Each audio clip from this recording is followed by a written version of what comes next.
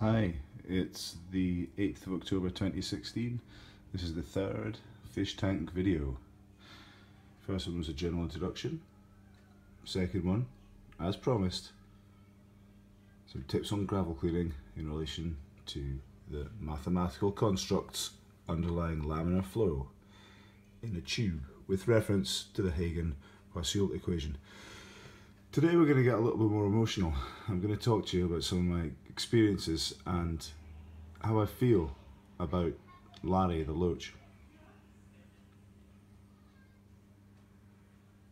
Taking a moment here just to contemplate the 5 Harlequin Raspora, the mixed shoal of tetras. Cardinals are the blue ones, embers are the red ones. And my fake plants. Next thing I'm going to do is get the real plantage.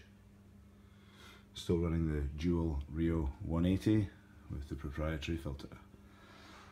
Okay, so let's find Larry. There he is. Look at him. He's doing what Loaches do best. Oh, away he goes. He's peeking out. Now, these guys over here, they're more sociable. You see them all the time. But I like to think Larry, he's plugging away, eating the slime, thrashing about from time to time. Hello. Hey. I like it when he comes out. Anyway, I guess when Larry came into my life, it wasn't a blank slate. So, as you know, I had some.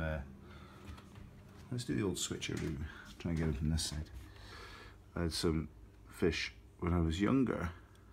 One of them was a loach, and I'm sorry to say, there was a bit of a fungus situation, and I had to treat that loach with. There he goes.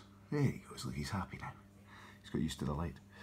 I had to treat that loach with some salt to get rid of the fungus, and I think he ended up in a quarantine tank and ended up passing away. So I feel like I owe the loaches something.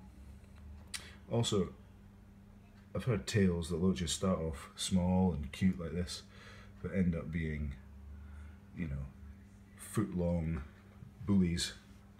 I just haven't seen that yet, and I want to give them a chance. I guess we all need a second chance in life, eh? Maybe it's me that's been given the chance.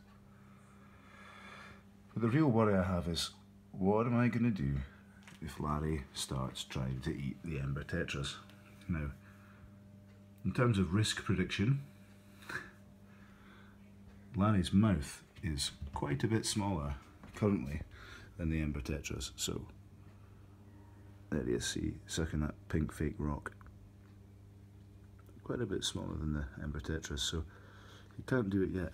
But if he does, I'm going to have a little bit of a dilemma. He'll be the only culprit. We have had ember tetras going missing before. I think they probably just went behind the filter and came back. Typically that's been after a water change, but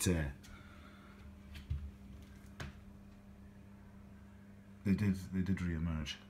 Anyway, if one goes properly missing, or if I find a carcass, I'm going to know it's him, basically.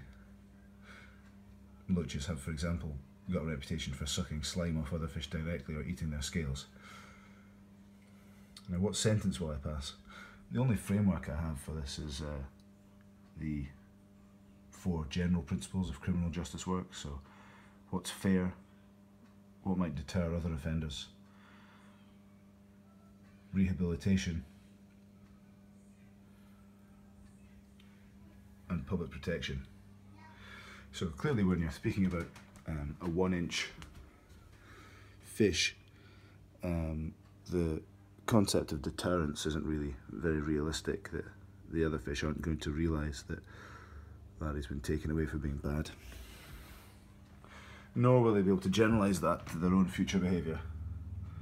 I mean, they don't really have a concept of time. In terms of justice, well, is it fair to kill a fish? And that's what we're talking about. We're talking about killing, or we're possibly talking about selling back to the fish shop, which is my preferred option. Is that fair? He's just doing what he does. I got him in the tank. Can he be rehabilitated? Well, he probably can't be rehabilitated. You know, if he's done it once, then he'll have a taste for tetra meat. It's likely to continue happening.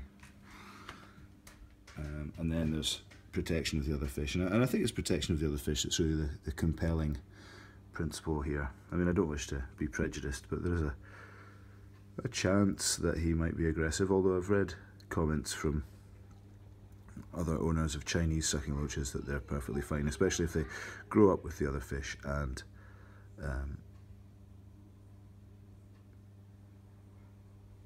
are kept alone. You either need to keep them in a large group so they feel very relaxed, or alone so it doesn't occur to them to gang up on others, I think, although of course I am anthropomorphizing the fish. So yeah, if he does eat any Ember tetras, there'll be a public protection argument for selling him back to the shop, I think. So thanks for listening, and you know, thanks for indulging me in that little bit of discussion of my own early trauma with a previous loach. I think it's important just to consider these personal biases that we all bring. Anyway, comment, like, subscribe. Any questions, I'll reply. And we're up to 4 subscribers now. I'm really stoked. I think some of them are robots or